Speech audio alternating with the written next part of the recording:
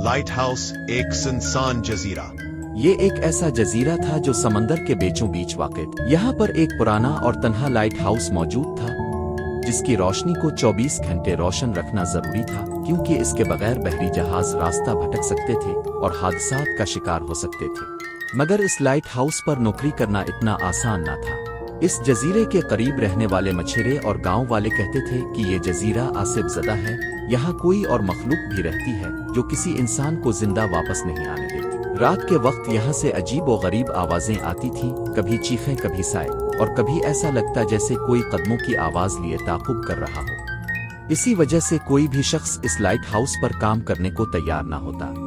Company نے کئی بار social media اور اخبارات میں اشتہار دیا کہ جو بھی شخص اس لائٹ ہاؤس پر صرف 3 ماہ کا وقت گزارے گا اسے پورے 32 کروڑ روپے دیے جائیں گے، مگر ہر بار لوگ ڈر کر پیچھے ہٹ جاتے۔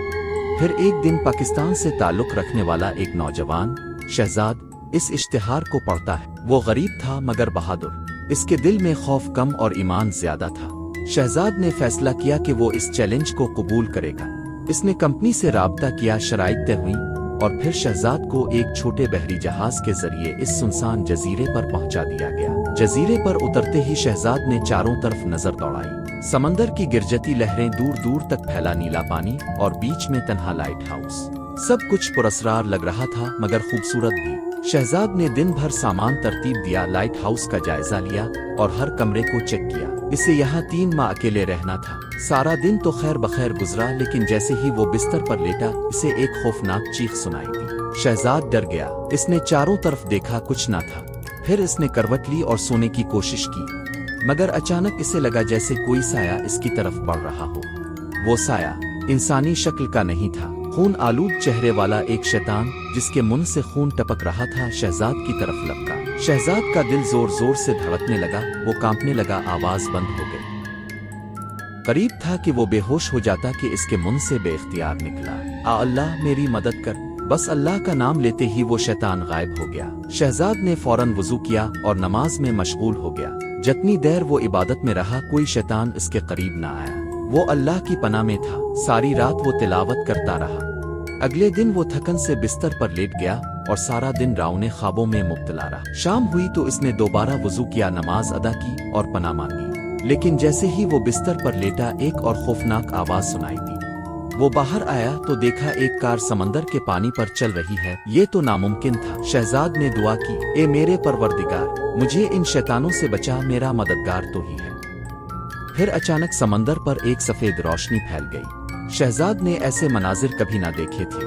خوف کی شدت سے اس کا جسم لرزنے لگا۔ چند گھنٹے تو سکون رہا، لیکن پھر سمندر سے ایک عجیب مخلوق باہر نکلی، چپکلی جیسا جسم، جن جیسا چہرہ۔ شہزاد نے فوراً سب دروازے بند کیے، مگر وہ مخلوق دروازہ توڑنے کی کوشش کرنے لگی۔ کئی گھنٹوں تک وہ شیطانی مخلوق حملہ آور رہی، لیکن لائٹ ہاؤس کے اندر داخل نہ ہو سکی۔ آخر کار وہ چیختی چلاتی سمندر کی طرف واپس چلی گئی۔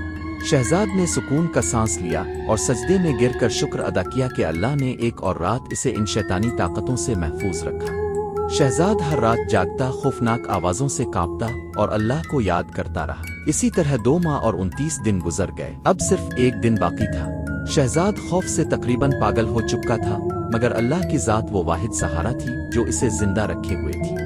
جب آخری رات آئی، شہزاد وضو کرنے گیا تو اچانک بہت سے شیطانوں نے اسے پکڑ لیا اور الفاٹے کر دیوار کے ساتھ دے مارا۔ شہزاد نے دل میں سوچا کہ شاید آج دنیا میں میرا آخری دن ہے، لیکن جیسے ہی اس نے سورت جن پڑھنی شروع کی اچانک وہ تمام شیطان چیخنے لگے اور ایک کے بعد ایک بارود کی طرح پھٹنے لگے۔ شہزاد زخمی ہو کر زمین پر گرا، مگر اس کی جان بچ گئی۔ اگلے دن 3 ماہ مکمل ہو چکے تھے۔ کمپنی کے لوگ جزیرے پر پہنچے تو شہزاد بخار میں تڑپ رہا تھا، اس کا پورا جسم پسینے سے شرابور تھا۔ انہوں نے شہزاد کی حالت دیکھی تو کہا، یہ شاید پاگل ہو چکا ہے۔ کمپنی نے شہزاد کو اس کے وطن واپس پہنچایا۔ وہ 1 ماہ تک خوف کے مارے کسی سے بات نہ کر سکا، مگر پھر ایک دن اس نے اپنی ساری کہانی گھر والوں کو سنائی اور کہا، اب اگر کوئی مجھے 32 کھرب روپے بھی دے تو میں اس جزیرے پر دوبارہ نہیں جاؤں گا۔